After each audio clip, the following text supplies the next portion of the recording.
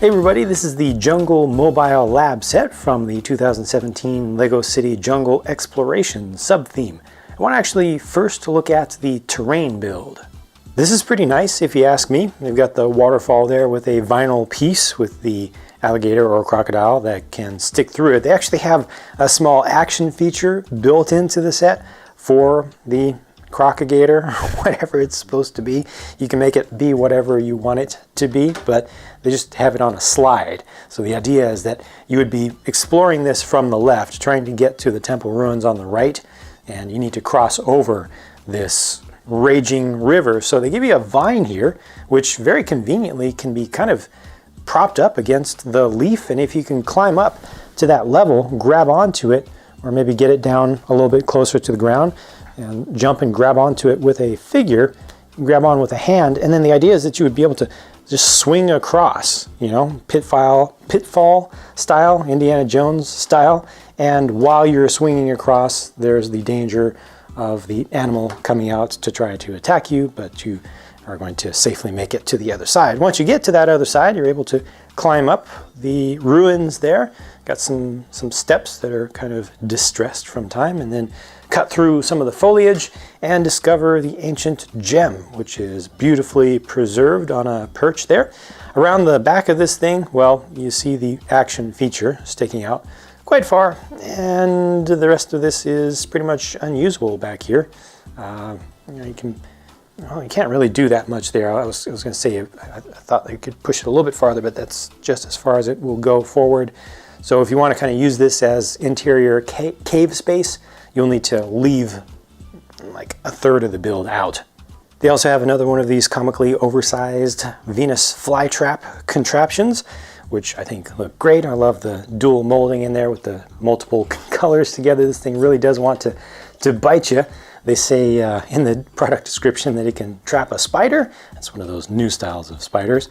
Or trap a camera if you come through. It's not supposed to grab a person, but it can grab a huge finger pretty well. And I like the fact that you can change the angle of this thing so you can make it like that. Almost looks like it has an eye over here on the side, but these are pretty nice. I like them.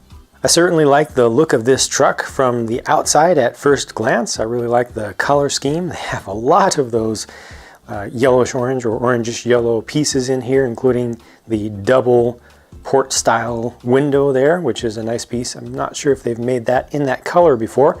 Another great color combination here is the crowbar that's used on the front of this thing in black.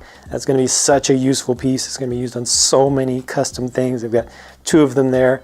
They work really, really well. It's just great to be able to have those. They're going to be so useful. Yeah, I like so much about the look of this thing. The more squared off fenders, which are not completely covering up the wheels there. That's nice. Got clips on the sides for a couple of accessories. Handful of stickers used here, not too many in my opinion. I like those large tires. They're just appropriately scaled, I think, for this vehicle.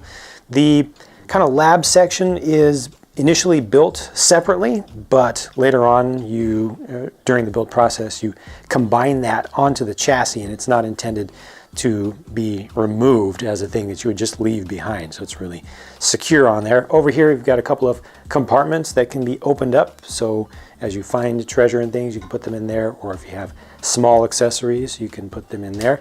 This has a kayak up on the roof. I'll take that off and show you that by itself in just a second. The roof is also able to be opened up for some access there.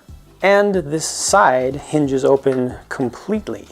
Inside, there's a computer screen. I'm not sure what exactly it's displaying there. Over here is a scale, I believe. I think that's just a scale or some sort of measuring device with a couple of samples with jars back there. Those look cool. And they've got a large map here, which I believe is intended to be a large touchscreen digital device that you can interact with. The roof over the cab section removes all together as one assembly. We've got that newer 2017 piece used here. This just works very well. And the cab section, hey, nice use of the blue there. You know, it's a contrasting color that they've used throughout this series, but here they've got enough of it in there to make it look really intentional. I like the smoothness and everything, and this holds on to 2 figures just fine.